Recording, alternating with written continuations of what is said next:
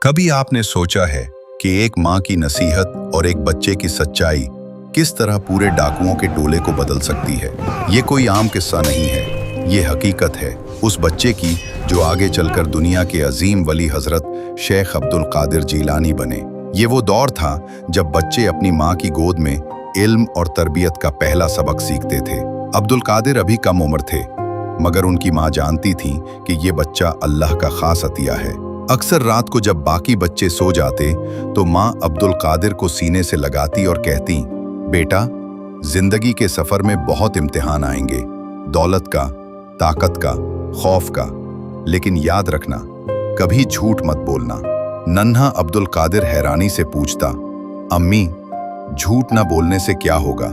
माँ मुस्कुराकर जवाब देती, बेटा, जो इंसान सच पर कायम रहता है, अल्लाह उसकी हिफाजत करता है।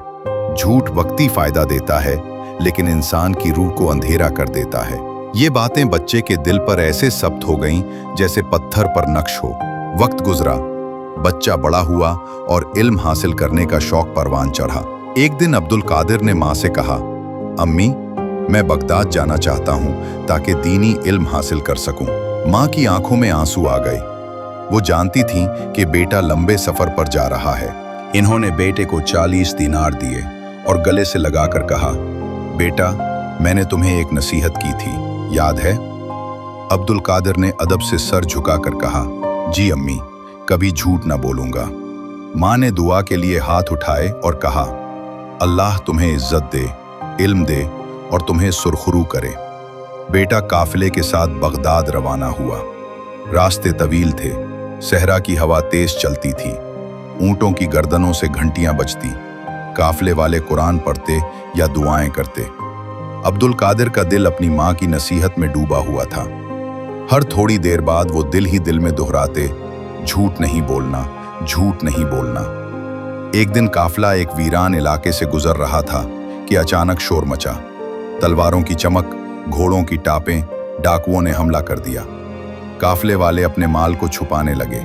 कोई थैली जमीन में गाड़ता, कोई सामान रेगिस्तानी झाड़ियों में फेंकता, लेकिन नन्हा अब्दुल कादिर खामोश बैठा रहा। एक डाकू उसके करीब आया और सख्त लहजे में बोला, लड़के, तेरे पास क्या है? अब्दुल कादिर ने नरमी से कहा, मेरे पास 40 दिनार हैं। डाकू हंसा और उसे बेवकूफ समझकर आगे बढ़ गया। कुछ देर बाद दूसरा आया, उसको भी यही जवाब मिला। आखिरकार वो उसे डाकू सरदार के सामने ले गए। सरदार ने हैरान होकर पूछा, लड़के, तुझे पता नहीं हम डाकू हैं? लोग हमसे अपना माल छुपाते हैं और तू हमें खुद बता रहा है? अब्दुल कादिर ने सादगी से जवाब दिया, मेरी माँ ने नसीहत की है कि कभी झूठ ना बोलूं। अगर मैं झूठ बोलता तो अपनी माँ की बात तोड़ देता। ये सुनकर डाकू सरदार का दिल कांप उठा। उसने सर झुका लिया और कहा, हाय अफसोस, एक बच्चा अपनी माँ की नसीहत के लिए सच पर कायम है और हम बड़े होकर अपने रब की नाफरमानी में लगे हुए हैं। इसकी आंखों से आंसू बहने लगे। वो तड़प उठा।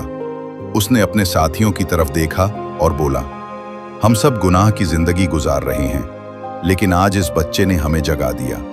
आज से मैं तौबा करता हूँ। बाकी डाकू भी रो पड़े और एक एक करके तौबा करने लगे।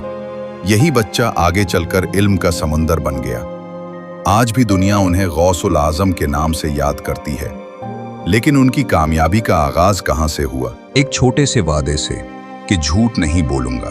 दोस्तों, जिंदगी में बड़ी बड़ी कामयाबियां उन लोगों को मिलती हैं जो छोटी छोटी बातों पर कायम रहते हैं। सच बोलना शायद लम्हे भर के लिए नुकसान दे, लेकिन अंजाम हमेशा इज्जत वाला होता है। याद रखो, जो अपनी माँ की बात मानता है वो कभी जलील नहीं होता। दुनिया के दरवाजे उस पर बंद भी हो जाएं तो अल्लाह आसमान के दरवाजे खोल देता है।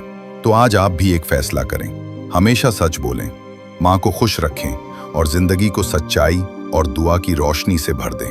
अगर आप मानते हैं कि सच्चाई और माँ की दुआ सबसे बड़ी ताकत हैं, तो अभी कमेंट में लिखें, सच्चाई या अम्मी।